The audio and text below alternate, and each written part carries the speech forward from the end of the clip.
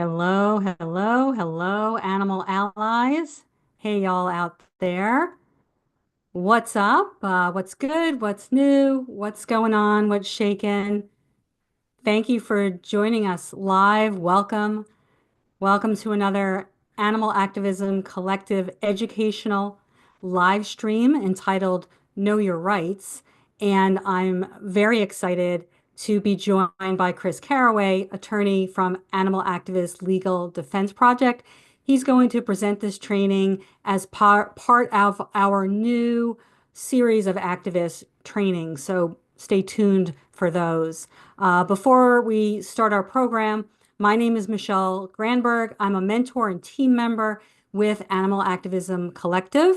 For those of you who are new to AAC, AAC is a multinational program conceived to encourage activists to reach their potential and equip them with the tools, community, and resources they need to boldly participate in our global animal liberation movement. We were founded in 2020. AAC offers a free 3-month mentorship program which pairs experienced activists with aspiring activists. You can apply today to become a mentor or a mentee through our website. And we are so much more than a mentorship program. We offer free educational online live streams and trainings like this one. We have a podcast called the Animal Liberation Hour, and we host large-scale in-person collaborative activism events around the country. We are a support system and a resource designed to empower grassroots activism. All right, so now it's my pleasure to bring on Chris Carraway, staff attorney from Animal Activist Legal Defense Project at the University of Denver Sturm College of Law. Chris has experience as a defense attorney, and he has an unwavering passion for animal rights.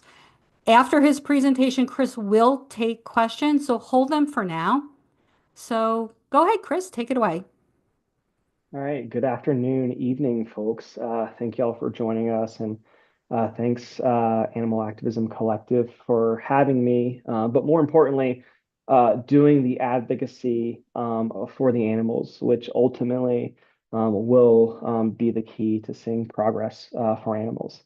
My job here today is to give you a basic primer on some key important rights that can empower you and make you feel safer and more secure when you are engaging in protests. And I look forward to talking with y'all about that. I'm going to now struggle with technology as I get the PowerPoint up here. And Michelle, are you seeing the PowerPoint? And if give me a thumbs Yes, up if you're seeing it. yeah, Great. I can see it. In fact, Perfect. I need to do it again because I forgot to hit the sound thing. Um, Here we go. All right. Before we get started on this Know Your Rights, just a little bit of background on who am I and sort of what gives me some authority why you should listen to anything that I have to say. I am the staff attorney for the Animal Activist Legal Defense Project. The Animal Activist Legal Defense Project is a law school clinic at the University of Denver Sturm College of Law. In short, we defend activists in criminal and civil cases all across the country. And that comes from a fundamental belief that social change happens not because of a politician, not because of some multi-million-dollar nonprofit, not because some clever lawyer makes an argument and a judge agrees with it. No, we believe social change comes from the ground up, from grassroots movements and activists like yourselves. But we also know from experience that anytime someone challenges power, it invites conflict. And often that conflict plays out in a courtroom, which is by design alienating and can have negative impacts on activism in a movement. And we also recognize that activists still have difficulties securing counsel. So that is ultimately the role that the Animal Activist Legal Defense Project endeavors to fill, which is bridging that gap and making sure that activists feel supported and enabled to keep doing the work that ultimately will bring about change. Now, in terms of my background, before starting at the Animal Activist Legal Defense Project, I was a public defender in the state of Colorado, doing trials and appeals, ranging from misdemeanor trespass all the way to first-degree murder. But ultimately, my story started with animal rights activism in my hometown of North Carolina, doing a lot of the activism that I see y'all doing, like foie gras campaigns, fur campaigns. And I have vivid memories of, being 19, 20, and doing demonstrations outside of a restaurant and having the same questions I get asked, like, am I allowed to use my bullhorn? Do I have to give my ID? And feeling really unsure about what to do and not having necessarily a lawyer to call.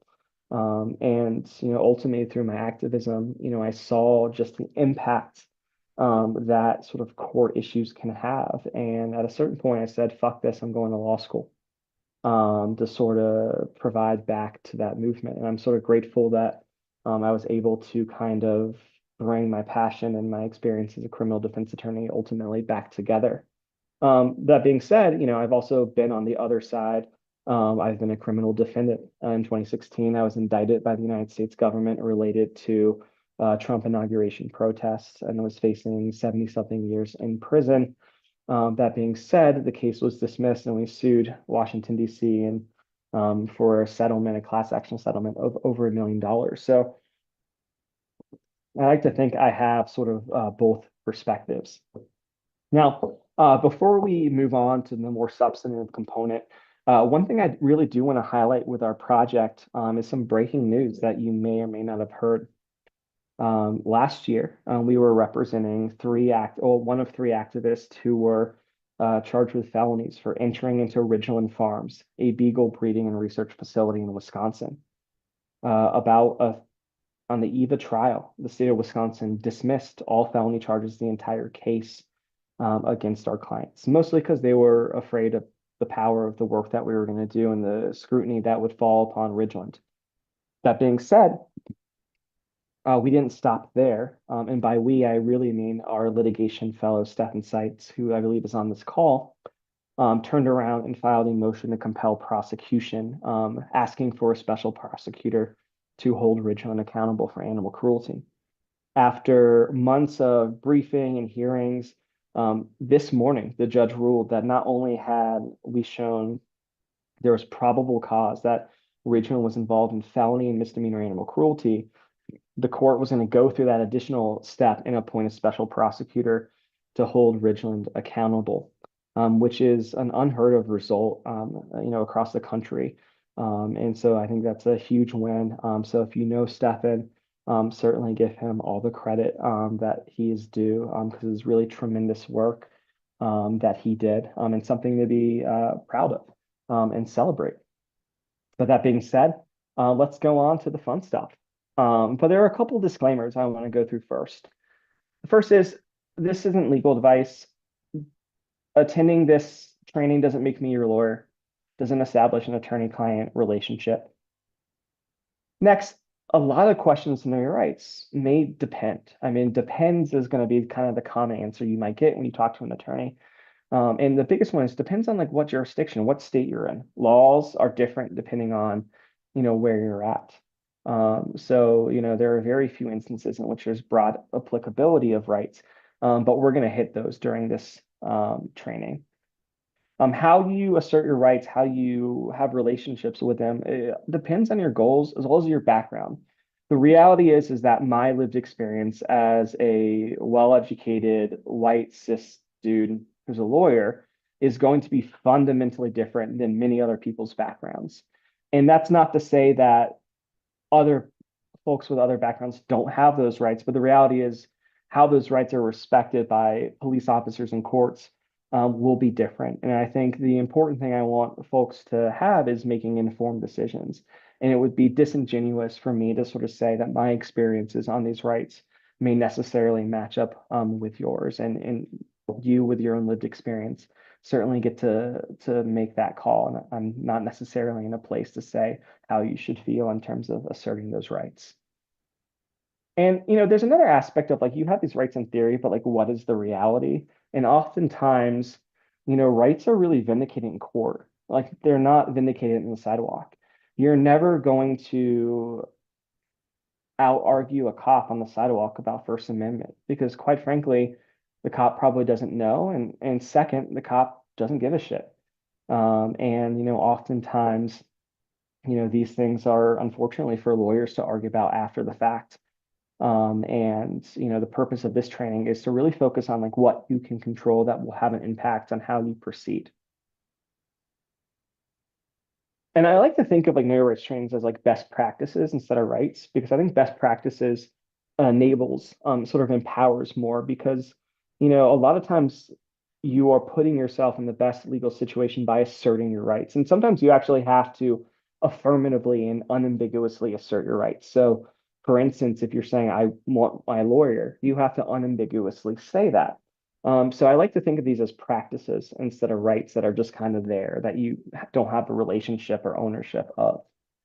And I'm just going to put these all on the screen. If there is one slide that is the most important information, is this slide, to the point where I kind of feel like this Know Your Rights training would be just as impactful if this was the only slide I had to show you, because these are really the 4 things that are the most important.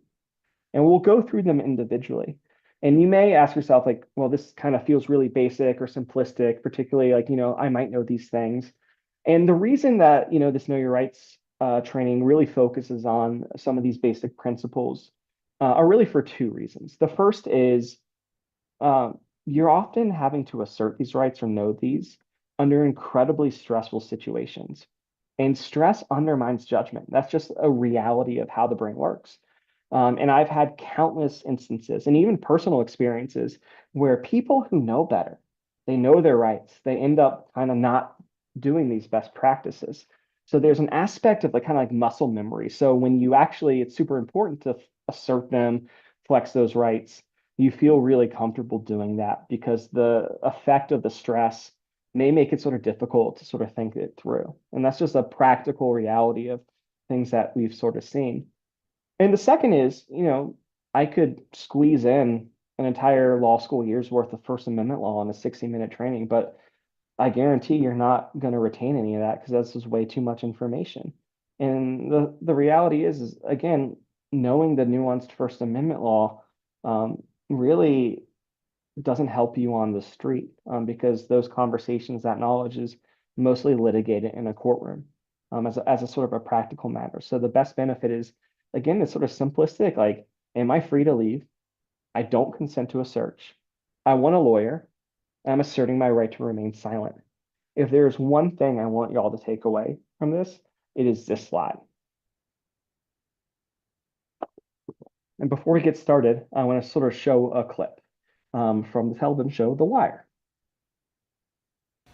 You see now, I'm here to tell you, this remaining silent shit ain't nothing like they make it out to be.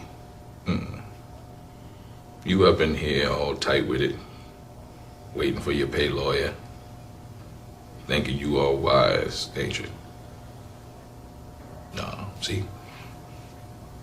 That work when you some kind of criminal mastermind, when you ain't been seen running from the deed, when your own fucking running partner ain't in the next room putting you in.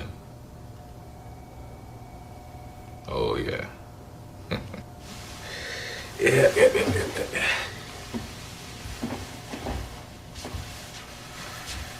He's telling it like a little bitch. We even went to Mickey D's for him because he was so motherfucking helpful. 2 Quarter Pounders, big fries, McDonald Land cookies, Dr. Pepper. That's how your boy rolled, right?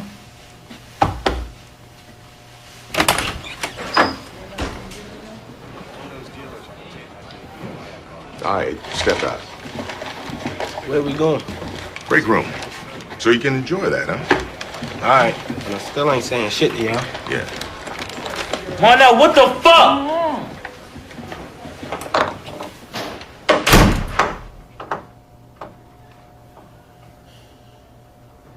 How many years you figure we've been doing this same shit? 20 at least. Yeah. True. True. False. Load him up. So this shit actually works, huh? Hell yeah. Americans are stupid people by and large. We pretty much believe whatever we're told. Right.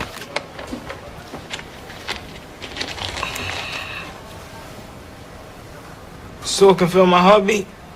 Pulse, yeah. If Marnell say I had the gun, he lying. The machine tells the tale, son. We ready, Professor? Yeah. We'll start with an easy one. Is your name, in fact, Deshaun Fredericks? Yeah?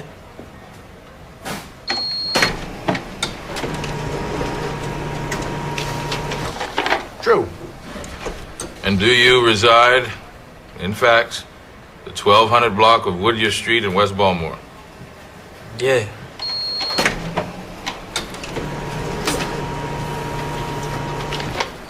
True. And did you and Monell shoot your boy Pookie down on Carey Street just like Monell said you did? Nah, no.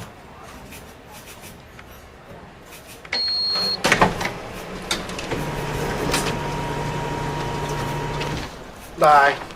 Lying motherfucker. The machine is never wrong, son. Fuck, man. Nigga can't never keep his damn mouth shut.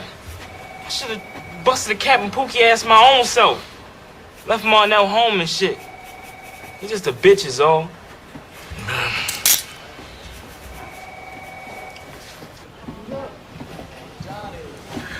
The bigger the lie, the more they believe. So, you may think like, oh, this is just sort of a fictionalized television show. But no, that's the type of shit that cops will and have pulled, on individuals because they have a litany of dirty tricks up their sleeve and in their arsenal. They are allowed to lie to you. They will take advantage of their power, the inherent intimidation that they have, which, may amplify, amongst race, class, gender, and other backgrounds. And they will discourage you from asserting your rights. But sort of by maintaining vigilance, having that muscle memory on these rights, you can at least put yourself in a better position than otherwise. So let's in turn go through them. Am I free to leave? That is the first of sort of the important edicts of an your rights training. And that relates to when you have interactions with law enforcement, stops and seizures. Now, there are a litany of legal definitions on seizures or stops of your person. You don't actually need to know anything in this slide. The only thing you need to know is, am I free to leave? But this sort of provides some context of police encounters. And they're generally divided into three categories. The first is a consensual encounter. Cop needs no reason. He can just come chat you up on the street during a protest. He can ask, y'all do this frequently? And unless there are any outwards objective restraints on your freedom of movement, it's just a consensual encounter. Now, the next step is an investigatory stop, or what you may have heard called a Terry stop. And that does involve a reasonable restraint on your movement. Am I being detained? Yes. And, law enforcement cannot do that on a hunch, but the standard of proof to do an investigatory stop is just a reasonable, articulable suspicion that you have been or are about to or presently engaged in a crime, and you can't leave. And sometimes if law enforcement believe you have a weapon or contraband on your person, they can do a limited pat down of your body. And if they feel something that may feel like a gun or something else that could be criminal, certain circumstances, they can do a limited reach like into a pocket and pull that out. And likewise, automobile stops. Those are generally non-arrest, but they're not consensual because they're making you pull over. And in order to pull someone over, it's just reasonable suspicion of a traffic violation. And studies have, there are thousands of traffic laws, and it takes about 3.5 minutes of a law enforcement officer following someone for them to find an objective legal violation of a traffic law, to the extent that no one can drive 100% perfectly. And it doesn't matter what their intent is or whether or not the reason they pulled them over was pretext. Generally, if they have a reason to pull you over, they can. And then the most serious one is arrest. There's formal arrest, you're under arrest, but there's also informal where their restriction on your degree of movement is so severe, it's as if you were formally under arrest. And in order for them to do that, they need to either have a warrant or probable cause, generally. And you can't leave, and they can search your person or your personal effects, which we'll talk about in a moment. But again, this is just sort of the context. What you need to sort of know and flex is, am I free to leave? Now, you may ask an officer, am I free to leave? And he might be like, yeah, you are. And you get to make that informed decision. Do I get out of there or do I stick around? If an officer wants to chat you up at a protest and you say, am I free to leave? You may decide, and he says, yeah, you're free to leave. You may decide, well, I'm going to stick around because I want to protest. Or, if you're leaving a protest and an officer is stopping you on the street and wants to find out about like what happened, and you are free to leave, maybe you want to leave. Again, it's up to you to make that informed decision, because it's about principles, maximizing security versus, like risk. An officer, you shouldn't feel threatened or forced to leave a protest just because a cop is there and says, yeah, you're free to leave, because otherwise that would be a really easy way for police to shut down protest. But again, it's about making an informed decision. Do you stick around in that area or do you get out of there? And, you may not be allowed to get out of there. Now, the second aspect is searches. We've talked about stops. Now let's talk about searches. The Fourth Amendment protects you from unreasonable searches and seizures. And generally, there are two categories in which law enforcement can do a search. They either get a warrant, in which they go to a judge, and a judge says, you can search X, Y, and Z, and here are your parameters. Or there is an exception to that warrant requirement. And the exceptions include searches incident to arrest. So if they arrest you, they get to search your person. If you have a backpack on you, they get to search that backpack. If you run from the cops and toss your bag in an alley, well, you can't really say, oh, it was unlawful for them to search because you kind of abandoned that. The second is there evidence of a crime in plain view? If law enforcement is investigating a tagging, they pull someone over a block away and they see like spray paint in the back seat. Them observing that and seizing that would likely qualify under the plain view exception. Third is exigent circumstances. Oftentimes it will allow law enforcement to do what otherwise would be an unlawful search if there's an emergency, like if someone's health or safety is at risk, or even if, a common experience, say maybe they're chasing someone who has drugs and the person runs into a house. Generally, courts will uphold entering into that house out of a fear that someone will flush those drugs under those exigent circumstances. But the most common one, and the one that you have control over, is consent. They don't need a warrant. They don't need any exception if you say, yeah, you can go and go through my stuff. And that's the important aspect of I don't consent to a search. Now, they might search you anyways. But the way to put yourself in the best scenario to prevent that, or at least have any evidence suppressed and not be able to be used, is if you vocalize, I do not consent to a search. Because a search can be of anything. Search can be of your home, it can be of your car, it can be of your cell phone, your Facebook, it can be of your body, it can be of your DNA, it can be of your bank records. So again, what gives you the most power, what you have control over, is do you consent to a search? Now, a pat down as part of an investigatory stop is a minimal search, and they just can't generally pat you down. They actually have to articulate some reason that you may or may not be armed or have contraband on you. But again, the only thing that you really have control over is, are you consenting to a search? Now, cars are a little different. All you need to know is, there is a lesser standard of proof or burden on law enforcement to search a car because cars are mobile. Generally, if they just have probable cause, they can search a car. They don't have to rush out and get a warrant, and they can search all containers in the car. So, I think it's super important. If you are traveling to a protest, do a once over of your car. Make sure you don't have anything that could be treated as sketchy or criminal or something that you necessarily wouldn't want the police to have or a jury to see. Literature, things like that. Now, if you are being searched, what should you do? What can you do? And really that just relates to asserting your right that I do not consent to a search. And they still might search you anyways. But you're not really going to be successful if you physically try to stop them from searching or anything like that. That likely just results in more charges. And it's important to recognize none of these things are necessarily silver bullets. It might be a situation in which it's just you and the cop and his word against your word, and the cop says this person consented to a search, and you're saying no, I didn't. And sometimes, a lot of times the judge will make a decision. Well, who do I think is credible? And unfortunately, that also has like race, class, and other dynamics at play, as well as like a general deference to law enforcement in the court system.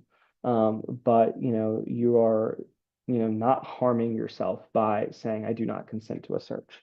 And you should never consent to a search. If it's that important to them, they'll go get a warrant.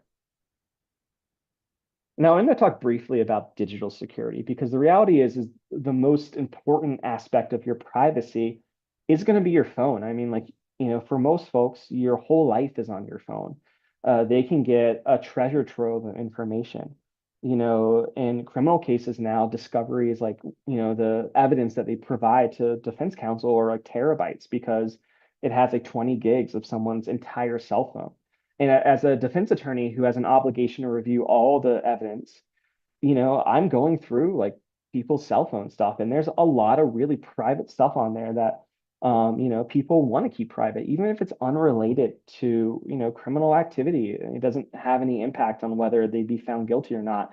There's just really sensitive private stuff. So, there are steps you can take to sort of increase your security of your digital equipment. It's, law enforcement still has to have a warrant or an exception to the warrant requirement to legally do a search. But nevertheless, like it's still super important given how much information is on a phone to sort of take this with as much scrutiny as you can. And just a quick aspect, you generally have less rights in searches and seizures at the border. And you often see this in terms of US border agents generally harassing, foreign political dissidents, primarily from Middle Eastern countries, or journalists, actually. So just kind of keep in mind if you have like super sensitive stuff, well, maybe you don't want to have it on your electronic devices if you're coming through the border, just because you don't quite have as much protections within the border. And encryption is your friend. I mean, I would encourage using apps like Signal and Keybase, which is like Slack, but encrypted, using these devices. But keep in mind, like, it's not a foolproof aspect. If I'm having a Signal conversation with someone and police get access to that person's phone, well, then they have access to my communications via Signal, unless there's additional security measures. But that being said, Signal can be a very important privacy tool. We are defending an individual in the Cop City case in Georgia, which they charged 61 people with domestic terrorism and organized crime. And, I can say firsthand, law enforcement has had struggle accessing communications because people are using Signal to the point where even the cops in Georgia are using Signal, which is a legal issue for them because they have a duty to preserve that stuff. But it just goes to show, how important those communication devices are. Avoid biometric passwords on your phone and your computer. Law enforcement needs a warrant or an exception to get into that information, but they still actually have to break into it, and you shouldn't make it easy for them. But if it's your fingerprint on like the older iPhones, or if it's your Face ID, they don't have to do it. They just have to hold you and stick the phone up to your face. But if you have an alphanumeric password, in a majority of the jurisdictions in which this issue has been decided by courts, you don't have to give them your password. And now in some jurisdictions, a few courts have said, yeah, you have to, but generally best practices do not give them your password. Let lawyers figure it out after the fact. Law enforcement will just seize your phone, put it in a safe place, and then litigate it. But if it's only locked with a biometric password like Face ID, they don't need your cooperation. They can just sort of force it in there. Now, a training on digital security could be multiple sessions. And I don't intend on nor expect to go over everything about digital security. I would recommend, looking at other resources, the Electronic Frontier Foundation, as well as the Civil Liberties Defense Center. Both of those organizations are great and have a lot of information on their websites. Civil Liberty Defense Center website is cldc.org. Now, again, but the most important thing is I do not consent to a search. Now, next, moving to statements. I am asserting my right to remain silent. I want a lawyer. Those are the last two of the sort of key things I want you to take away from this training. And I'll let Christina Ricci describe it in much more Talking to the detail. cops isn't as easy as it looks on TV, clearly. What's that supposed to mean? Seriously?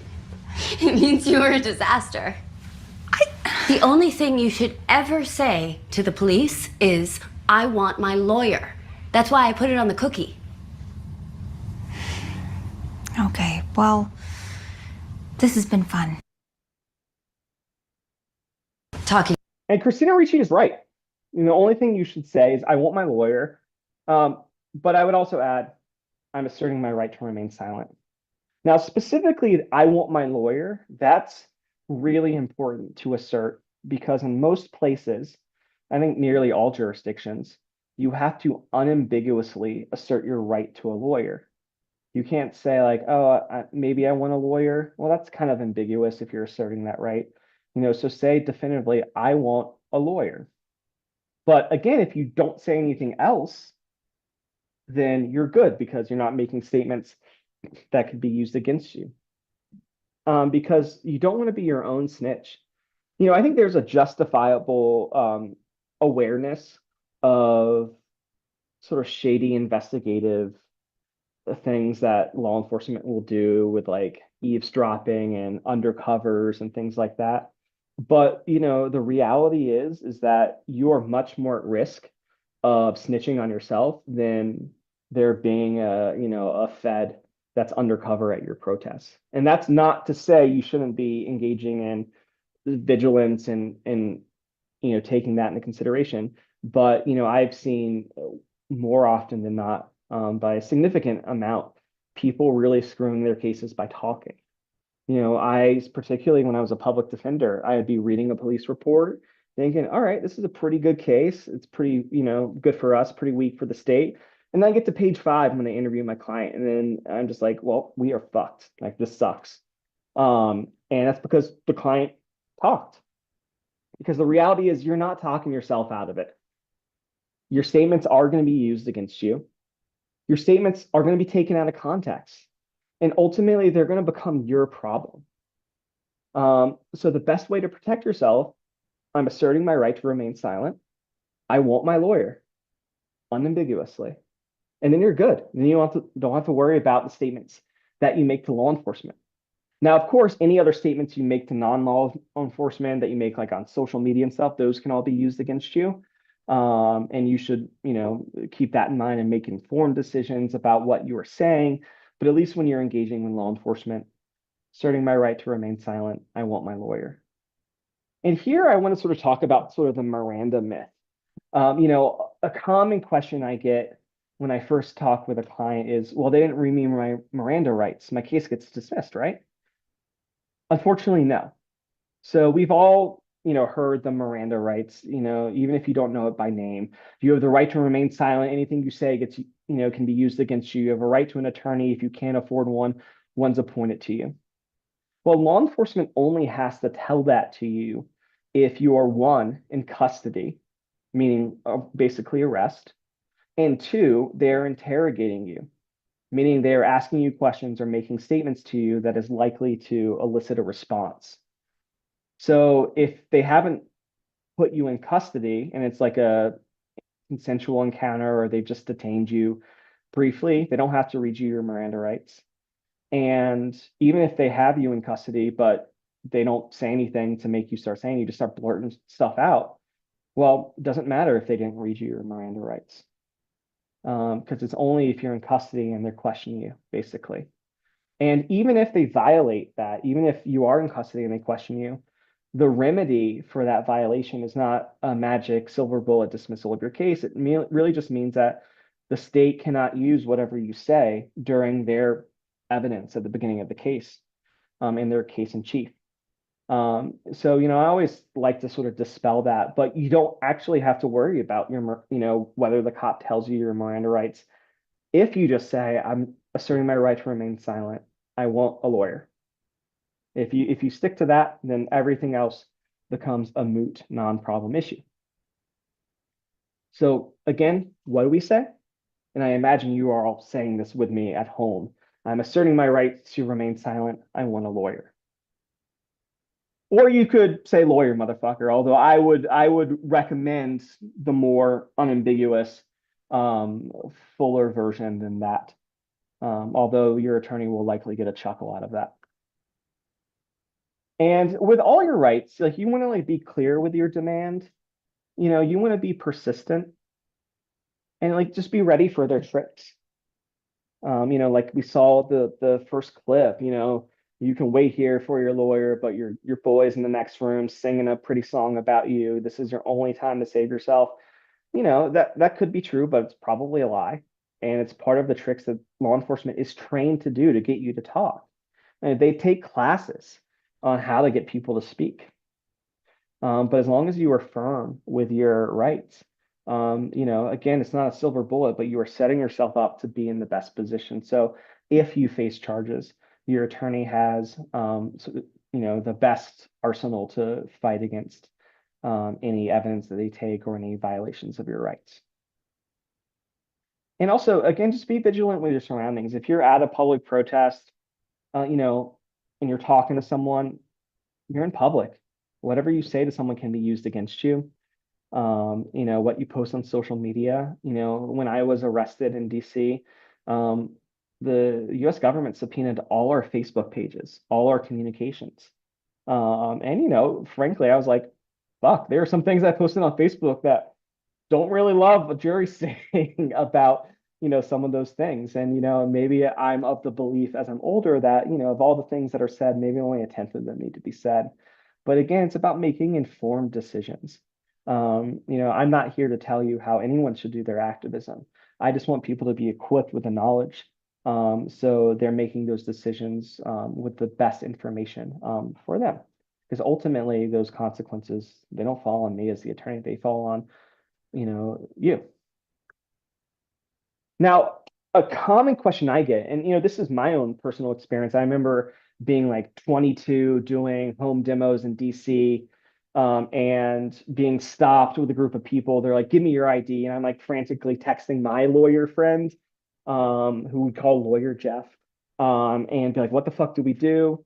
And I remember a couple weeks ago, I still get this question on, do I have to tell the police my name?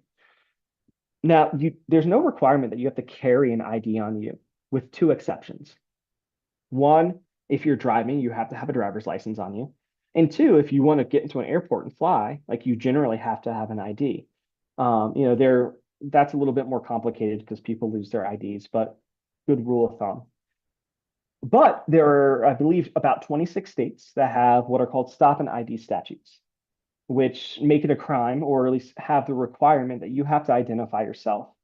And the standard in which you have to identify yourself, it varies depending on the jurisdiction. Sometimes it's if they have reasonable suspicion you committed a crime, you have an obligation to ID yourself. Sometimes it's, are they giving you a citation or are they arresting you? It's changes from jurisdiction to jurisdiction. States are changing their laws. They are not uniform. So as we'll talk about later, if you're doing protests in one state, become familiar with the law in that specific state. And again, if you're driving a car, you have to give your driver's license and have to have it on you. Sometimes in a lot of jurisdictions, it's a crime not to have your driver's license on you. And of course, if you give a fake name, that's a crime. And in certain states, it could be a felony. Up until about 3 or 4 years ago, when they changed the law in Colorado, I would have dozens of cases in which a client lost their license because unpaid fines or whatever. They get pulled over and they give a fake name. And, next thing you know, they avoided, $100 ticket for driving on a suspended license. And now they're facing a class 4 felony of attempt to influence a public servant, punishable by up to 6 years in prison. So, there are significant risks on giving a false name. If you give someone else's name, you could be charged with ID theft or criminal impersonation, which could be a felony. It is in Colorado. So, just be super cognizant that giving a fake name, will carry additional risk and consequences. And there's like a practical consideration. If you have a fake name, they run it and nothing comes back, they're going to hassle you. They're going to make you give your fingerprints, and it'll likely come back, especially if your prints are in the system, as who you are. There are other practical considerations if you don't give a name. That is, if you're arrested and you don't give a name, well, it's going to slow down the booking process. It will make it difficult, if not impossible, practically to be released on bail. It could be obstruction charges and things like that. So again, just be cognizant of those considerations when you are making decisions for yourself. Now, just because this is a common topic when we do these trainings, and often one of the more common questions we get, where's the First Amendment in terms of protesting? And, I said I'm not going to dump a whole bunch of information on you. So I'm going to do a woefully simplistic primer on the First Amendment and the important stuff that you should be aware of just to kind of have a little bit of context. So, the First Amendment can limit, it's consistent with the First Amendment to limit what you say, how you say it, when you can say it. The First Amendment is pretty expansive, but it is not absolute. So like, for instance, you can't like give a true threat to someone. You can't, incite someone to imminent lawless conduct. And, that is like, if you're like, I think people should go break windows as a protest tactic next week, well, that's not criminal speech. But if you're on the street and you're like, go break that window, that is incitement to criminal activity. You can't engage in speech that is fraud. You can't defame someone. Those are sort of the exceptions to the First Amendment requirement. Now, sometimes like there are places where you have stronger First Amendment rights than others. Public areas, sidewalks, streets, public parks. That's where you have the most protections on speech, and it's harder for the government to limit speech. But sometimes the government can impose reasonable time, place, and manner restrictions on how you are engaging in speech. On other locations like private restaurants, even shopping malls, even though like we think shopping malls are like public areas, generally they're treated as private, and you don't have a comprehensive right to speech. That is, like shopping malls and private businesses, they can limit your speech pretty significantly. So it's important to sort of be cognizant, where am I protesting?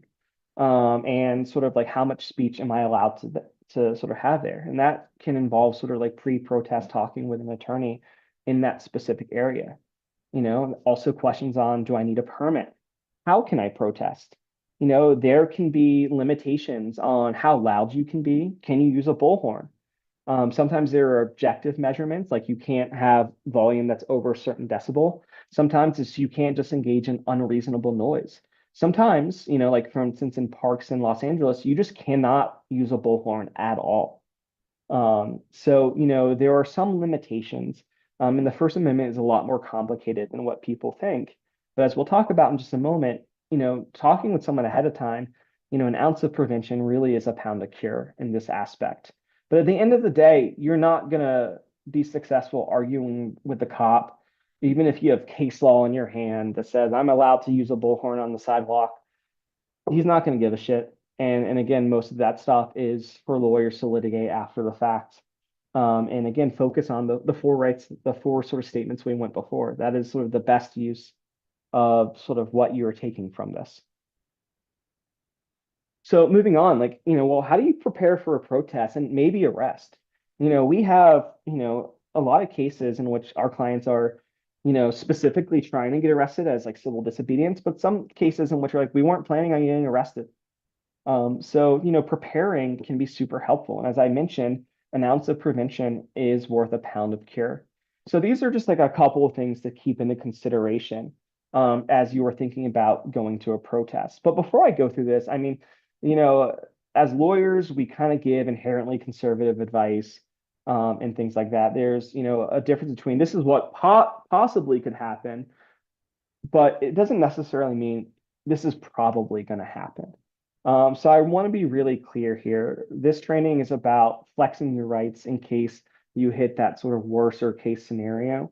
I think, none of this should discourage anyone from their activism. If anything, it should empower them that they have rights, that they have support, and that they can interact with their own activism in a responsible manner that is going to make repression a lot harder. And people following this, assertion of their rights has really seen a lot of positive work in terms of, making it difficult for the state to shut down protest.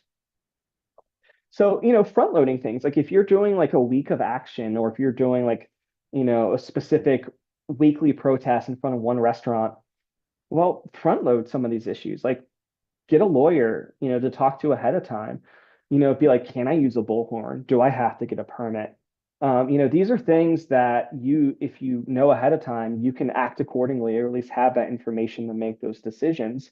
Because it's super stressful on everyone's end. If it's like 11:30 at night and you're calling your lawyer friend, and you're like, so and so got arrested, what do I do? And you just don't have to go through that stress if you've prepared. Know how like law enforcement can track you. I mean, if like you don't want to be like pointed at a protest or at an action, you know, well, they can ping. If you have your cell phone on you, they can ping it off a cell phone tower. And they can say at least your cell phone was in that area. Kind of like basic digital security stuff, which generally, is more for other forms of activism than like public protest.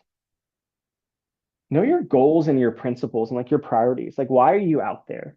Where are the areas in which you want to stand fast on and be uncompromising? Where are the areas that you're flexible? Like, if a cop is saying you cannot use a bullhorn on the public sidewalk, do you decide, well, no, fuck that. I think I'm in the right. I'm going to use a bullhorn and get arrested and, have to deal with that? Or am I going to say, you know what? I'm not here to prove a point about a bullhorn. If we're just standing outside screaming because it's this restaurant special night, it has 95% of the impact, and that's more important to me. So just kind of know ahead of time, like what ultimately are my goals and where am I going to pick my battles?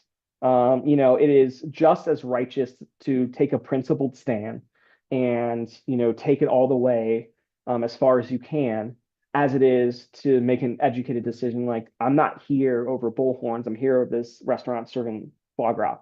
And that's really what my focus is. So just, think about ahead of time, like, what are we here for? And, what's ultimately the most important priority here? Also know your risk. Uh, do you have, medical issues that if you got arrested, it would be really difficult for you? Do you have people or companion animals that depend on you that, it would be a really bad if like you weren't home for a day? Are you a non-citizen? Because criminal convictions can implicate, immigration status. Are you gender nonconforming or trans? Are there, circumstances at the jail, particularly if you are in a really terrible jail that treats gender nonconforming or trans people like worse than jail inherently does? Are there certain risks afforded there? Know your risk and your limits. And I think it's okay to make decisions based on what you are comfortable with. Have a lawyer. I mean, it doesn't hurt if you are, especially doing a sustained campaign, to like have a relationship with a lawyer in that jurisdiction. Because, as much as I would like to help everyone at every time, there are limitations for the project, and we're only allowed to practice in states that we are barred in, or states in which we have permission from a court to practice in, which oftentimes can take weeks, if not months. So it's good to develop relationships with local lawyers. So like if you're doing like a week of action in Austin, Texas, talk to a lawyer and be like, hey, we don't expect anyone to get arrested, but just in case, can we have your phone number and can this person call you just, if we need a lawyer to show up to a bail hearing the next day.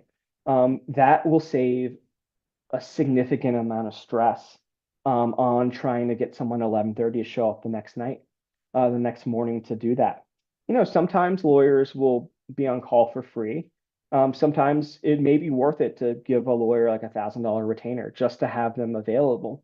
And obviously, in more progressive cities, you'll have National Lawyers Guild chapters that you can reach out to that may, be more accessible to helping you. But again, like have those relationships ahead of time. That will, make things a lot smoother in case there are arrest or legal issues that come up. And like have a plan in case of arrest.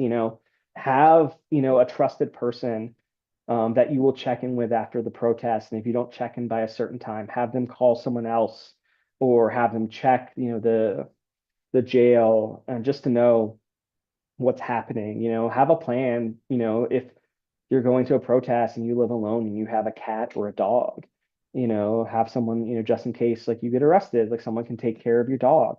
If you have specialized medication, have that on you. Like have a plan just in case. Again, an ounce of prevention is worth a pound of cure.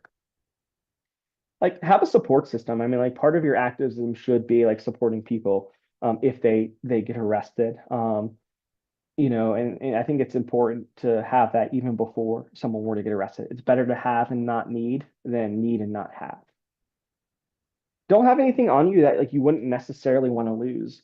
Like with the exception, like if you have like special medication that you have to have on you, obviously keep that. But if you have like special jewelry or like your grandfather's watch or something that's like really meaningful to you, you maybe keep that at home.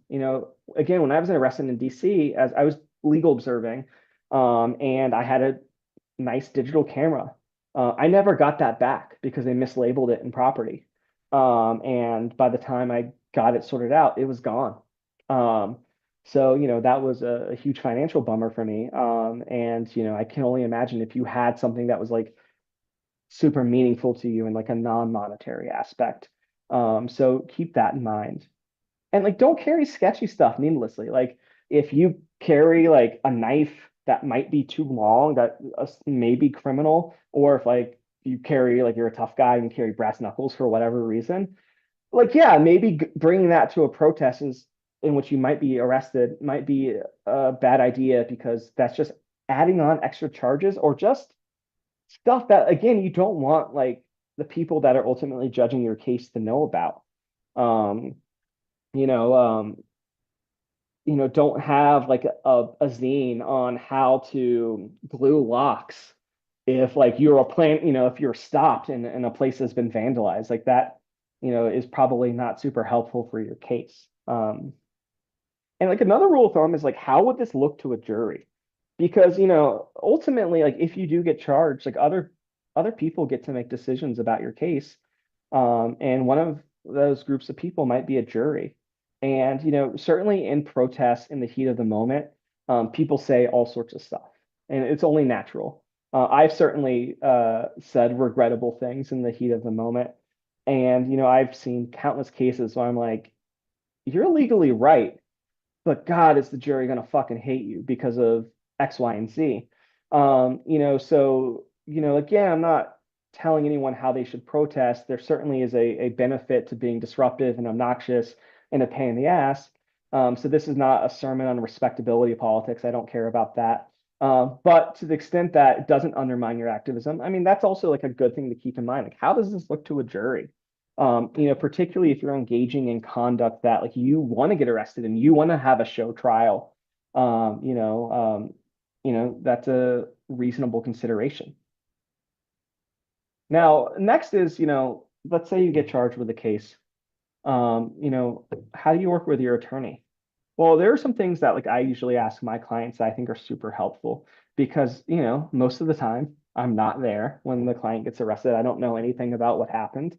So I need to come up to speed about what actually happened because the police report is not necessarily accurate of what happened. So I need to know what actually happened, what's helpful for the case. And the person that is in the best position to get me up to speed is going to be my client, other people that were there. So, you can help your attorney by like organizing evidence, like getting videos that people took of like the restaurant owner kicking you out of the restaurant. Giving your attorney like, here are like the witnesses is that were there. Here's how you can get a hold of them. Here's like what they can tell me. Like this person was at the protest. Mitigation. Mitigation is essentially like reasons why someone should cut you a break. Some cases, you may decide, I don't want to take this to trial. I just want to take a plea, or I just want to get out of this with the least amount of punishment. Some cases, you may be found guilty and a judge is sentencing you. And mitigation can be super helpful to minimize those consequences or get a better plea if you decide to go that route, which is your decision, not your attorney's decision. And mitigation can be character letters, proof of employment or school, communities, like good stuff you're doing in the community. It can be like you take care of, your mother who's on disability, or you have like your own personal history that is sympathetic, that you would want one of those folks that are in a position to make decisions about your case, like a prosecutor or a judge, to sort of consider. Those can be sort of helpful things. Another helpful aspect can be like a support crew. You don't have to go through a criminal case alone, and a support crew can be really invaluable for your case. And don't wait until there's a case. Like, this helps bolster your community's activism. And I think the most important thing is, what are your goals? Is your goal just to get through this case as painlessly as possible with the least amount of punishment? Is your goal to make this a huge spectacle of a show trial to highlight the animal cruelty at this place? Do you want to be real quiet about this and not bring attention, or do you want to go to the media and make this a spectacle? As an attorney, your attorney, like the client sets the goals and priorities, and the attorney is supposed to work towards those goals. What's super helpful for me as an attorney is if my client has a real clear idea of what their goals and priorities are, and an understanding of like why they're making a decision. Let's say they engaged in, someone engaged in civil disobedience, and they're dead to rights. They lock themselves to a door of a place, and that person's going to be found guilty likely. But maybe the client's like, I want to go to trial. And there are legitimate reasons, even if your case is not great, to go to trial, make a spectacle of it, gum up the court system and things like that, as long as you're aware of like the risk. But what's super helpful with the attorney, and I think for yourself, is like, well, why am I doing this? Am I doing this just because I think I need to do it? Or am I doing this because I want to do that? And conversely, someone might be like, I want to take a plea when they have a good case. And it's just like, okay, well, why do you want to do this? Are you being pressured by someone to do that? And that's not really what you want to do, because, what I care about as the attorney is, making sure my client feels supported and going towards the direction that they want to go to. No attorney can obviously guarantee results, but, we can sort of listen to our clients and let them set the priorities in this case. And it's helpful for those to be clearly defined. But you're also entitled to change them. Life changes. So can your priorities. And then additionally, like, ask your attorney questions. I know as an attorney, I would rather be asked the same question 10 times than any of my clients being like, I don't want to bother my attorney, and just have this like lingering question. So, feel confident like asking your attorney questions. Additionally, other things, obviously anything you tell your attorney is privileged. Your attorney can't tell that to anyone, but anything you say to anyone else about your case can be used against you. So generally the default advice is don't talk to anyone about your case. Now, obviously, if you want to do a big press spectacle about your case, sometimes that's worth it. Like for instance, like we are representing Zoe Rosenberg in an open rescue case. Zoe has been very open and vocal about her case for a really specific reason. There are certain cases that I have in which client's not saying anything, and that's sort of the traditional default advice. And, I want to give a shout out to this great guy. It's called A Tilted Guide to Being a Defendant. And it's a book put together in the wake of the Trump inauguration prosecutions that were dismissed on, things to take into consideration when you are a political defendant, how to assert yourself with your attorney, how to work with your attorney who may not be a political movement attorney on sort of having movement goals or political goals with your case, I always recommend this book slash zine. You can purchase a hard copy from AK Press or cldc.org. There are digital copies that are a lot cheaper that might actually be free. It's a pretty quick read, always helpful information. So I recommend that book. And then finally, just a couple of notes on some of the common issues I've seen with like home and business protests. Again, the caveat here is it depends. It depends on where you're at, the situation, the jurisdictions. But these are kind of like recurring themes I'm kind of seeing when someone's protesting at a restaurant, maybe going inside or doing home demonstrations. Like things you should be thinking about as you're planning the protest as part of this front loading. So some of the common things I see are trespass. Trespass is generally going somewhere you're not entitled to be or remaining somewhere that you are no longer allowed to be. Many restaurants are open to the public. You're allowed to go into them, but if someone says you have to leave and you don't, someone with authority to tell you to leave, an employee, an owner, and you don't leave, well, then that's generally trespass. When you're doing demonstrations, again, make the informed decision. Am I going to stay in here and be super disruptive? I'm increasing my risk that I will get charged and maybe convicted of trespass if I don't leave. And you get to make that decision. Is, a ticket for this worth, bothering this place enough where I win the campaign? I'm not here to tell you how to make that decision. I'm just here to tell you that generally, if you're in a private business and they tell you leave, you don't leave. You're likely going to be found guilty of trespass, depending on your local jurisdiction, because some jurisdictions, they have different charges for disrupting a business, and there are different standards on when you are entitled to go somewhere. Now, another common charge we see is like disorderly conduct, disturbing the peace, or noise violations. And again, check your local laws because there are different standards. Some places might have decibel levels. Some might have absolute prohibitions on bullhorns. Some may have this standard of like what's unreasonable noise, in which there is no bright line rule, and you think of it as a spectrum. If you're on the sidewalk chanting, well, that's probably not unreasonable noise.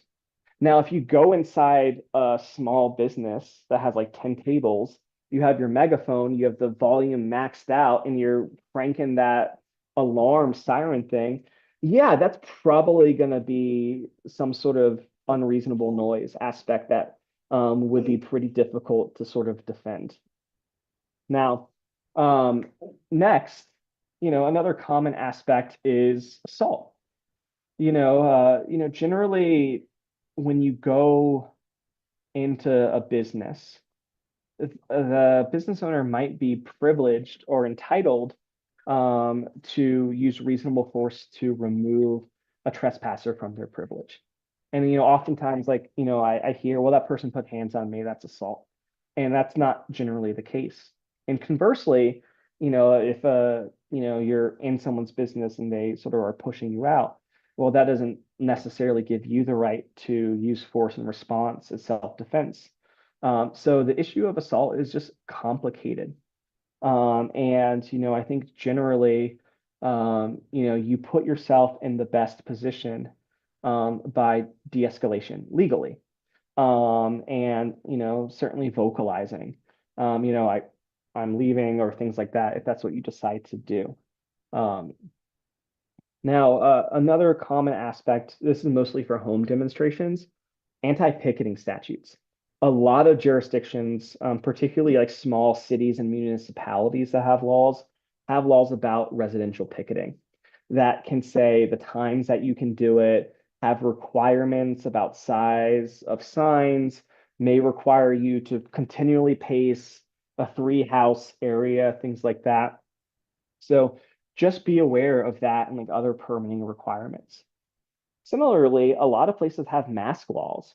And a lot of these are laws that were put into place that were designed against the Klan, like back in like the 50s and 60s, that are now being used against like progressive protesters. Like most recently, like pro-Palestinian protesters, I've seen cases of them being charged with mask law violations for wearing like a keffiyeh and things like that. in 2009, around that time period, the DC City Council specifically passed a anti-mask ordinance for protesting in direct response to home demonstrations that we were doing in the district at that time. And sometimes those laws can be super comprehensive, like you can't wear a mask. Sometimes they're situational. Sometimes they are sentencing enhancements. Like if you are committing a crime, another crime while wearing a mask, the penalties are worse. Again, it depends on where you're at. So you have to check your local laws. There's no sort of one size fits all advice on what do I do with a mask. And of course, for a different conversation, we're just talking about criminal issues. There can be civil issues. A restaurant could sue you for trespassing or try to get restraining orders or harassment and things like that. And that's like for another conversation.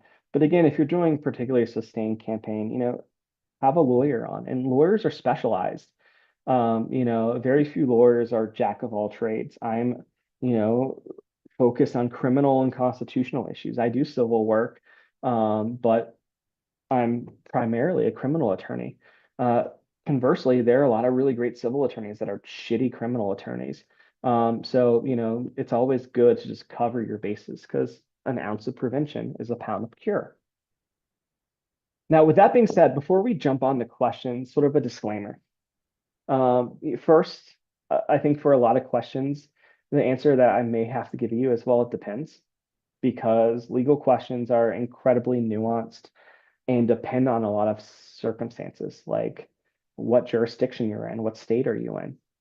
I think the second aspect is, I am only allowed to practice law in the jurisdictions in which I am admitted to the bar. And when I practice in other states that I am not admitted to, I am only permitted to practice for a specific case. So for instance, if you're like, I have a question about New Jersey law, even if I know the answer, I'm ethically not allowed to give you advice about law if I'm not there. So we are really kind of talking in generalities here, which I apologize if that's frustrating, but it's probably for the best. So with that, I think Michelle is going to moderate Q&As and stuff like that. Yeah, wow, that was so good. It's hard to imagine there'd be any lingering questions at all. That was so comprehensive. Thank you really so much. Even answered pretty much all the questions that I had, but I guess a couple that I did have, and then we'll go to the comment section for some questions is, again, like what is the first thing an activist must do when arrested? And is the one phone, you only allowed one phone call thing? Is that really true? Is that just a TV thing? It it depends. Yeah. You know, when you are arrested, like you don't really have control over a whole lot of anything. I mean, generally, like you will be allowed to make a phone call. Now, when you're allowed to make that phone call, who knows?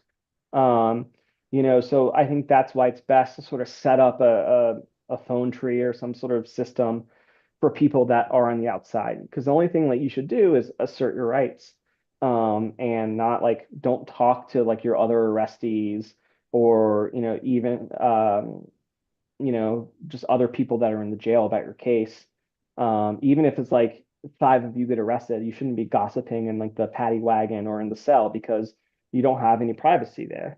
A phone tree is, like if you have like it's just like a list of people, like, I'll call this person and this person will call that person. Or if I can't get a hold of this first person, I move down the tree to call this person.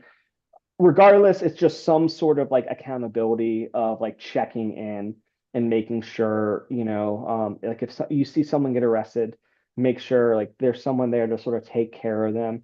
And, that can involve paying the bail, contacting a bail bondsman, making sure that like when they get out of jail at 5 in the morning and it's like January and it's freezing, that there's someone there with like a hot cup of coffee or just someone there, can really mean a whole lot to support people.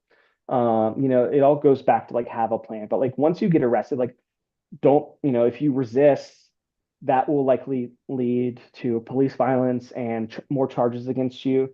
And in some places, going limp, everyone's like, oh, I'm just going to go limp. That could result in charges. It depends, and this is like an issue that like I've litigated in Colorado appellate courts, where sometimes going limp is a criminal crime if like it puts the cop at danger. Sometimes it's not. Law is very frustrating like that. If you could say maybe the one biggest mistake that activists make when they're interacting with police, like what's the most common mistake? Is it just Talking, talking too much? Is that what you said, talking? talking, always. Talking. Talking. Yeah, silence is golden. That is going through police reports, analyzing anyone's case. That is the thing that makes my head hang the most is when a client has a great case and then they open their goddamn mouth, because it never helps. All the rights that we've sort of gone over to flex, they're all important, but the one I see people, forget or not enforce is the talking aspect. And there's a lot of pressure to talk. They use all these tricks. You're in a room by yourself when you're being interrogated. It's a coercive environment. So it, can take a lot of like fortitude. But just don't say anything. Yeah, it's harder not to say something than to say something, right? It's harder to just zip our lips. It's not what we're used to. But, with that, in your experience or even just opinion, do police or just sometimes just want to scare or make an example of activists? I know, in your experience, have you seen that? Yeah, I mean, it depends. Sometimes, there is politicized response to activism. Sometimes cops are just kind of acting as when all you have is a hammer, everything looks like a nail, and they just want to like take control of a situation. Uh, so, sometimes they do want to scare, activists, particularly if activists are being successful, or effective. Sometimes they just want to have the least amount of paperwork.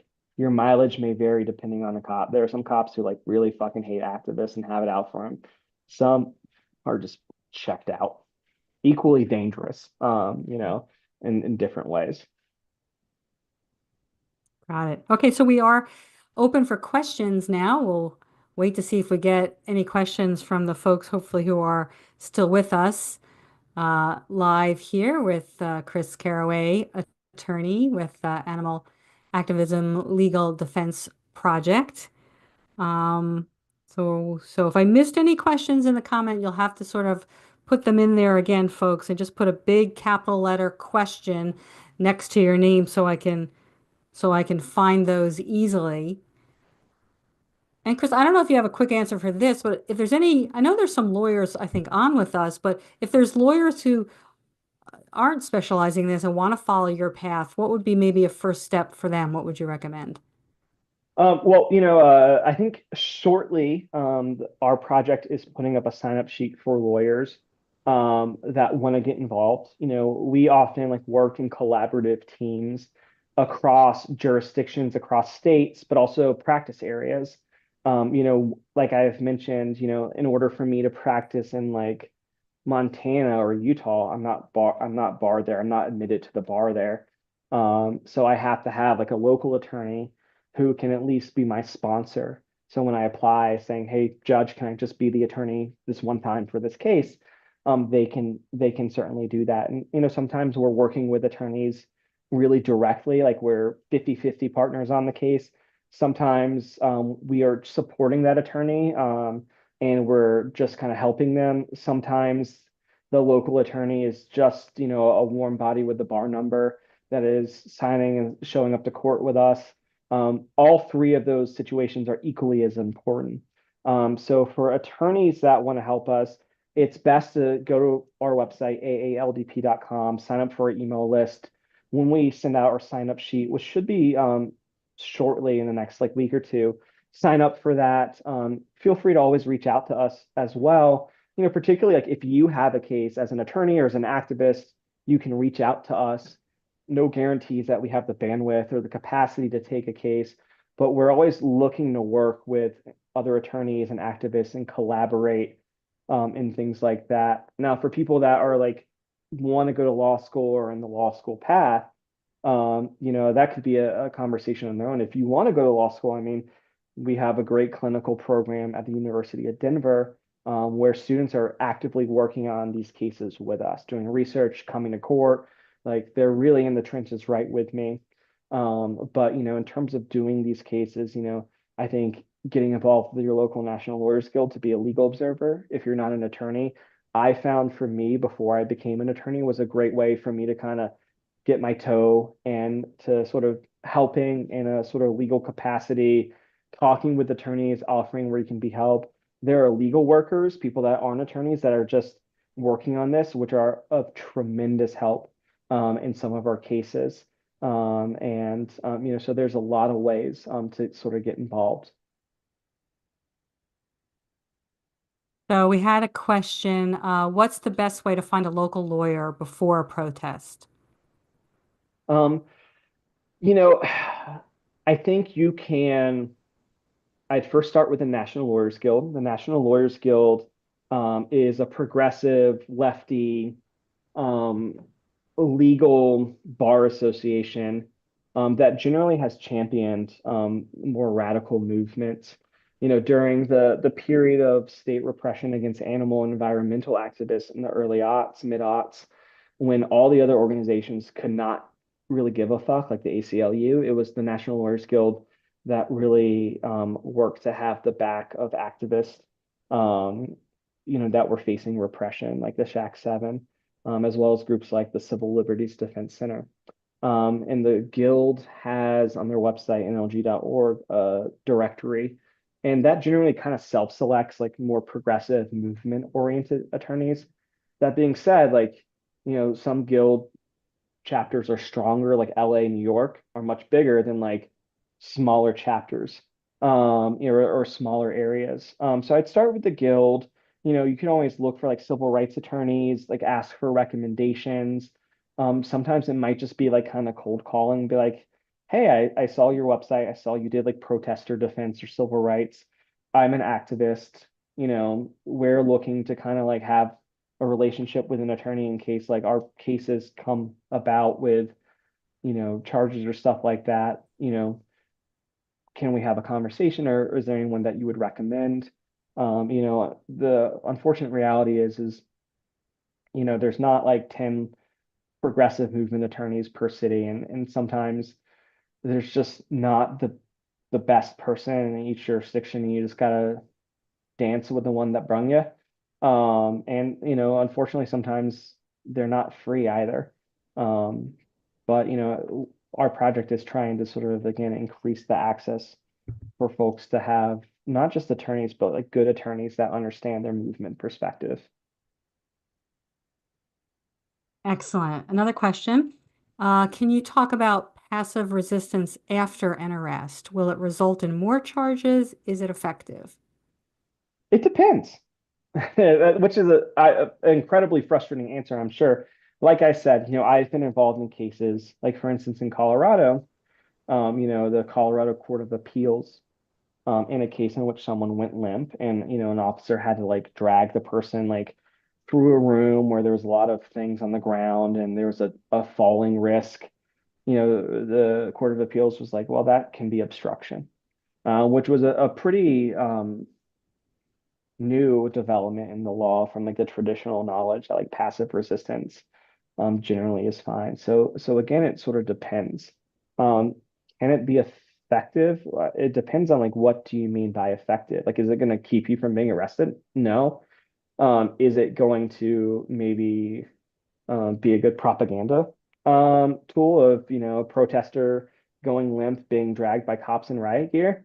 Yeah, I mean maybe. So again, there's no sort of clear-cut answer, and it's jurisdiction dependent there. Sorry. I don't think you have to apologize. Yeah. I think you're giving a lot of great information. There's a question if you would recommend any material around right to film. What do we need to know about using our camera video? Yeah, in the context of right to filming police, generally courts across the country have, you know, invalidated cases or statutes that prohibit that. It's, obviously the Supreme Court, who is the final say, is not really weighed affirmatively on that. to the point where like it's still being thought about in lower courts. But generally, there is a right to film. The hang up is as long as you're not obstructing, and you know it's ill-defined. What does that mean? If you're 10 feet away from the officer, are you too close to be obstructing if you're 20 feet?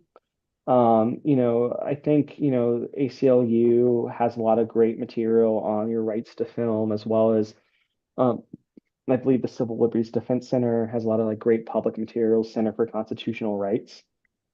And as a practical matter, if you're 10 feet from a cop, and he's like, get back, you make the decision. Do I believe I'm in the right and willing to risk having to fight this in court to vindicate that right? Or, okay, whatever, my camera's got zoom on it. And honestly, like, you might get better footage, and there's a limitation on how great your footage is if you're like up close as opposed to having a wider view. So that would be my response to that. But I think the general consensus with a huge asterisk, as in it depends on your local jurisdiction, is that you have reasonable rights to film law enforcement. For instance, in the Northeast Massachusetts, the court invalidated a statute that prohibited recording of audio that included police officers in a case called Project Veritas versus Rollins. Project Veritas being the right-wing sort of undercover group.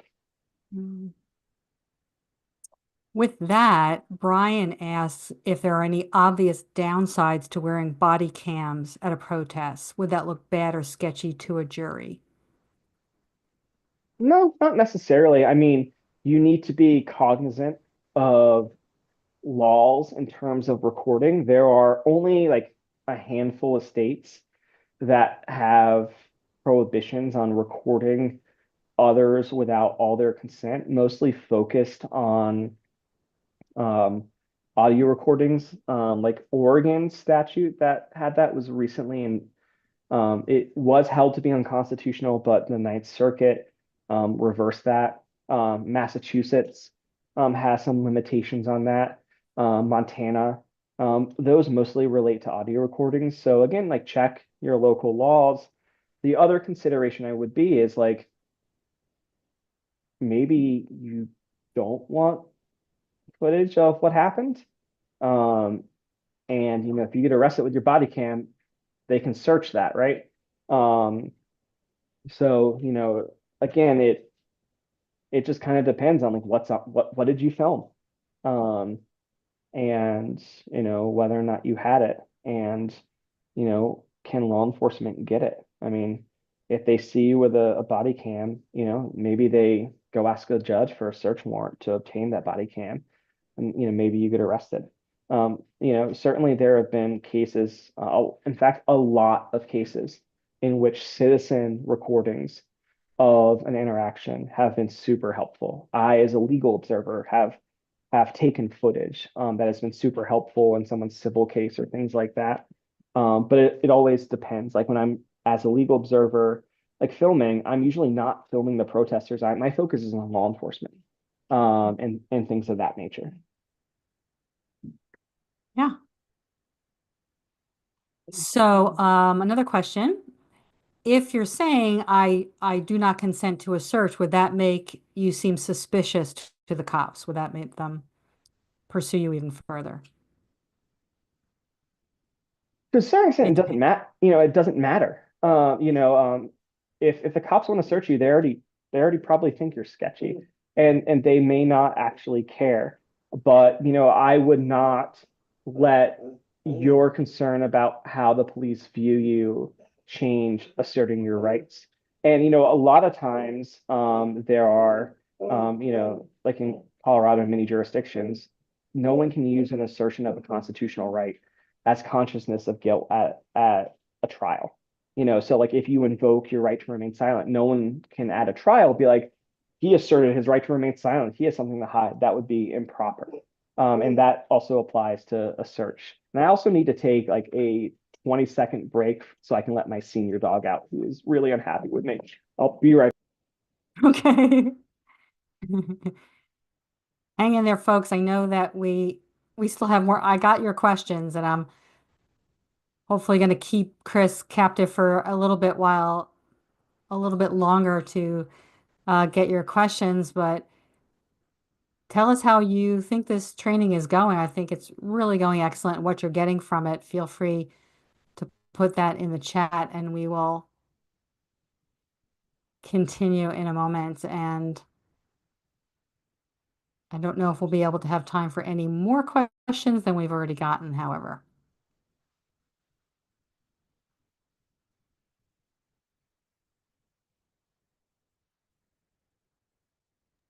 Sorry about that. Totally understandable.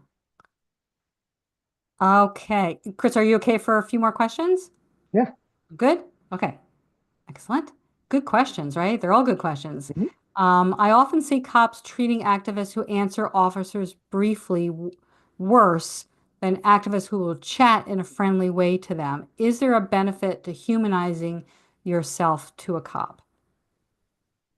I mean, that's a like practical aspect, right? As an attorney, I'm always like, hey, I don't want to talk to you. Asserting my right to remain silent. As a personal preference, I'm not engaging with a cop. You may want to have like a liaison to talk with a cop because as a practical matter, the cop may want to like speak to you and be like, hey, can you guys like, I'm not going to use a bullhorn, like things like that. But it's circumstance and it's dependent. But I'd be reticent to be like, yeah, you should engage in small talk with a cop because it's generally kind of a slippery slope. Mm, yeah. But so better to remain silent, is it sounds like. Or Uh, at least like if you are making that decision, make an informed decision. mm, Be aware that if I'm speaking with a cop, anything I say can be used against me. It might be taken out of context. It might become my problem. Because, like it's making informed decisions. Um, you know, as long as you know the consequences of what you're doing, um, you know, you get to make that call. I'm not telling anyone what necessarily to do, but as a best practice, I've just seen too many people like small talk ends up, it's like a cop pulls you over and it's like, I pulled you over. And it's just like, most people blurt out speeding. And it's like, okay, you just admitted to a crime. Maybe the cop's radar wasn't even working. Or he was just estimating. Well, you just admitted to it. So, now you got to pay your $150 fine. I've seen activists when they're around police officers not even making eye contact sometimes, or they not even ignore it, like just looking straight ahead, even when the police, like, would you recommend that or not so much, or it depends? I mean, like, hey, how you doing? Things like that, whatever. Like that's not like what I'm super worried about. It's like, do you guys protest here a lot? What's your plan here? That's like where the slippery slope is. You know, I think it's really person dependent on like what they sort of feel comfortable with. But again, it's like making that informed decision. Like here's how I interact with law enforcement. Because there could be some benefit of having a liaison talk to law enforcement. But again, like if you're trying to maximize the protection of your rights, don't say anything. If you're willing to take that calculated risk of engaging in small talk, and the risk is whatever I say could be used against me, um, to maybe make the protest work a little smoother, where you have a dialogue, because maybe your priority is not, I want to do the protest the way I want to do it. Maybe your priority is I just want to be here and doing a protest, and maybe this is the battle I want to pick is like, okay, like we'll turn it down for a little bit. That could be a practical consideration, but as long as you are making an informed decision, like that is the priority, and just know that like whatever you say will, can be used against you, maybe taken out of context. And if you decide to engage in like small talk with a cop, just be super aware of what you're saying to him or her and how that could be used against you. I think that's why this training and this education is so important. Yeah, there's no And it, script on how to like interact with right. law enforcement. Well, so you already mentioned a police liaison, and the next question is, do you recommend having one person designated as a police liaison at an action, and any like top tips for being a police liaison, I guess? Sometimes it can be helpful. Sometimes it might be a risk because you're now like a leader. Um, so there's no one size fits all answer to that question. It's Okay. just like dependent on like what type of protest are you doing? You know, is it a protest in which you got a permit in which someone's putting their name down anyways? Is it a protest in which you really trust all the people that you're there, or are there some wild cards in there that maybe you don't want to be liable for? Um, it's super circumstantial, and again, you know, the frustrating thing is it depends. So this person says, I was protesting and the owner called the police and trespassed me. I never stepped on their property. I was on the sidewalk. Should I have given police my ID or name if I was never on private property? So, two things. Like one is I can't answer that direct question because there's so many different factors at play there. But the main thing is, yeah, people can trespass you from their businesses even if you are not trespassing. Like, you know, for instance, let's say like, you know, there's six activists in some small town who are like really doing a great campaign against this restaurant. They don't have the restaurant doesn't have to wait to trespass them to say you're not allowed in here. Like they can just say, like they can just give them notice saying, just so you know, you're not allowed to step foot in here because this is my property. I have the right to determine who comes in.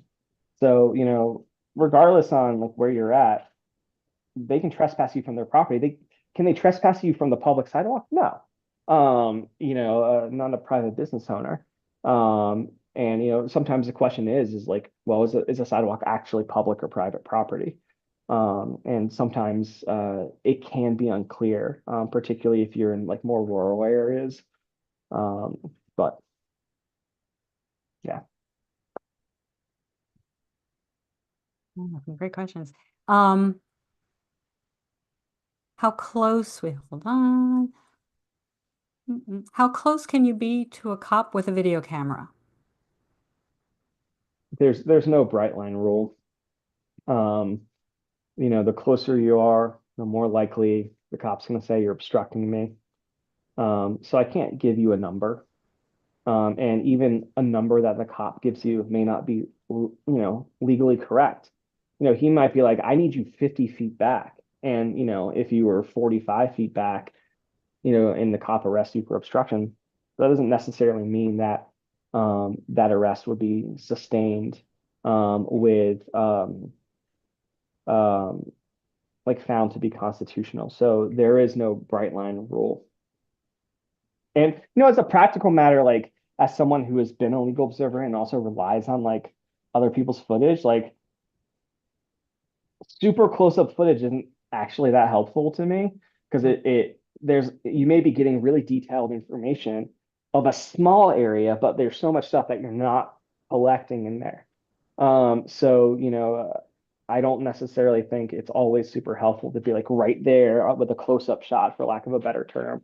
Um, you know, because you know maybe there's a more benefit to establishing like what the entire scene looked like by being a little bit back. Okay, cool. Are you okay for two or three more? Yeah, yeah, it's fine. Okay, good. I don't want to exceed your expiration date. Um, you know, we need part two. There's so much that activists encounter. Is there a downside or upside to being a minor at a protest? How could I use it to my benefit? Being a minor at a protest, you know, likely you'll be treated differently because there are juvenile systems. You know, that's not to say like if you're 16, you will always be treated as a juvenile. There are certain circumstances where, depending on the crime and stuff like that, you can be transferred into adult court. Generally, juvenile systems are focused more primarily on rehabilitation, whereas like adult is about punishment, rehabilitation, deterrence, you know, restitution. Juvenile is generally more focused on rehabilitation, so it can be less punitive.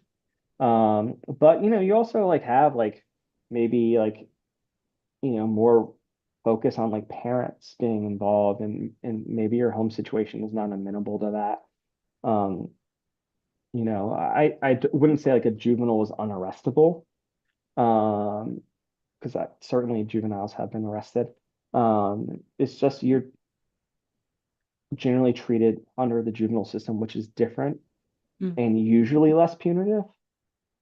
But that's not to say, like, I don't think the takeaway from this answer is I'm 15, no one can touch me. Because you're also 15, and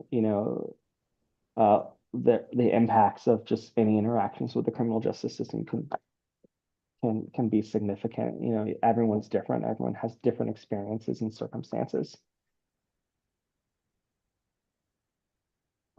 So many of us are low income and can't afford a lawyer. Would a public defender be a good option, or should we call someone else?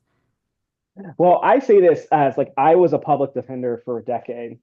That was my passion out of law school. The only reason I left the public defender's office was because this project came about. Otherwise, I would still be super happy as a public defender. I think public defenders are some of the best fucking attorneys that are in that courtroom, because we are fighting the state in and out, day in, day out, with the least amount of resources, and usually the most amount of cases. So I have a soft spot in my heart for public defenders. And I think if you are low income, a public defender is not a movement attorney. Public defender is not going to like do this huge press strategy. A public defender may not be super attuned to like novel necessity defenses or something like that. But certainly when I was a PD, like I filed crazy fucking motions, and things like that. But keep in mind, like, a public defender has, when I was a PD, I had 100 felony cases and 5 murders. So I was stretched a lot more.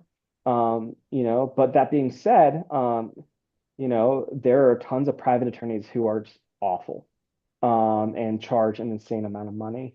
So if you're low income, I generally say start with the PD, particularly if your priority is, I got like a disorderly conduct ticket. I just wanted this to go. I want this to go away. I just don't want to deal with it. This is not the fight I want to pick. I want to do diversion or pay my $50 fine and get it sealed a year later. The PD, can likely help out with that. Your mileage is always going to vary, like depending on where you're at. Like if you have a public defender in Washington, D.C., it is the best public defender's office in the country. Also Colorado, we have a great PD system here. Some places, the PD systems aren't as well funded. Another aspect is, PDs have access to state funds. So if you need a lot of experts that you can't pay for, because experts are really expensive, or any specialized stuff, maybe like you go through the PD to have a state pick up the tab. But I always say like start with the PD. I want to push back. A lot of people are like, should I get a public defender or a real lawyer? I think PDs are great. I was a great PD. I would not be anything close to the attorney I am today had I not been a public defender. I think, don't write them off at first blush. And the reality is the movement is not super flush to the point where like we can't have, we can pay private counsel for every case. I wish we could, but yeah. So don't write PDs off at first blush. Hashtag public defenders get a bad rap. Yeah. Okay, this will be our last question from our audience, and then we'll wrap up. Any advice for protesting at someone's private residence versus public, I guess? I'm sorry, could you ask that one more time? Yeah, advice for protesting at someone's private residence for home demos. Any other advice? Yeah. No, I mean, like, again, check your local laws, because there are a lot of residential picketing statutes. And like be cognizant of like what you're saying.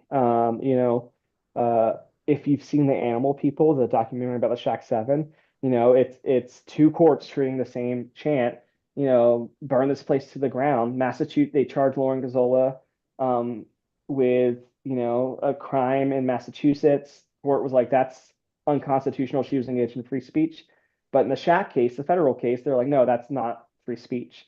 You know, but you know, most importantly, just look at the local, um, you know, rules, laws, and you know, particularly like be cognizant of like, are you knocking? Are you going on that person's lawn? Are you knocking on their door? You know, you know, like I have seen personally like tons of assault cases where the homeowner comes out swinging. And you know, candidly, like, you know, a homeowner might be in a legally justified position, to engage in a reasonable amount of force. You know, it depends. You know, as a defense attorney, you know, I'd be like, I could probably win that case, because the law is generally pretty forgiving for self-defense, especially in someone's home. So, you know, all those practical considerations, but the most important one is really just know the residential picketing statutes, like noise limits in residential areas, what type of signs you have to do, and you know, also be cognizant of like what are you saying? Because again, like the First Amendment doesn't allow you to say true threats, in which like, you know, you are either like intentionally, knowingly, or recklessly saying something that would a reasonable person, you know, would view as a threat of injury, you know, serious injury, right? You know, so, you know, be cognizant on the messaging and things like that. From a legal perspective, there's also like a practical perspective of, you know, do you care if like people like approve or not of your protest? Sometimes maybe you want to engage in respectability politics. Sometimes you just want to be like a unapologetic pain in the ass. Um, not my call to make. So, Chris, is there anything you'd like to say as we start to wrap up about the current work that you're doing at AALDP, your mission, or any other call to action? You know, what I can say most of all is thank you for spending your evening listening to me blather on and on. If you have questions, again, I'm not your attorney unless I already am your attorney in another case. I don't know who's on this call. But you can email me. The likely response is I can't answer that question because I'm not your attorney. It's in a state I'm not barred in. But if you know, my email is on the screen. You can follow me on the various social medias on Twitter and Blue Sky. You can check out AALDP on our website. We're also on Twitter and Blue Sky at AALDP_DU. Apologize for not putting that on there. You should join our mailing list. But you know, the only thing I really have is like, y'all keep doing what you're doing. We are here to support y'all. I am not going to achieve progress for animals in any aspect of the scale that you are going to achieve. Like it's, you know, it's just like the law is power concentrated through judges, and it weighs towards, you know, those systems of power. It is going to be y'all that are going to bring that change about. And so my only advice is like, keep fighting, keep doing what you're doing.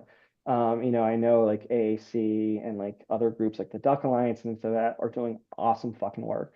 It's super inspiring and motivating. So, you know, all we really want or need from you is just keep fighting for the animals, doing the great job that you are doing. Those are beautiful, hopeful words to leave us on for the next generation of activists. So, you know, Chris, I'm really in awe of the work you're doing with AALDP, and I love your mission, which is keeping animals and activists out of cages. I love that. Whoever came up with that, I love that. And I can't thank you enough for educating and enlightening our activist community here. Your passion for animal justice and compassion for the animals is inspiring and heartwarming. So thank you for joining us. Thank you for joining us tonight on this live stream. Thank you for having me. And you know, again, thank you for those joining and doing the work for the animals. So as we wrap up, if you want to support AAC for as little as $2 a month, please consider becoming a patron by finding AAC on Patreon. Your donations allow AAC to continue to provide free educational resources for activists, which ultimately saves more animals. If you're interested in becoming a mentor or mentee or want to get involved, please reach out to us. Thank you all for being here and the tireless work that you all are doing for the animals. And we would really appreciate it if you would hit the subscribe button here on our channel. And until next time, stay strong, get active, and live vegan, everyone. AAC signing off.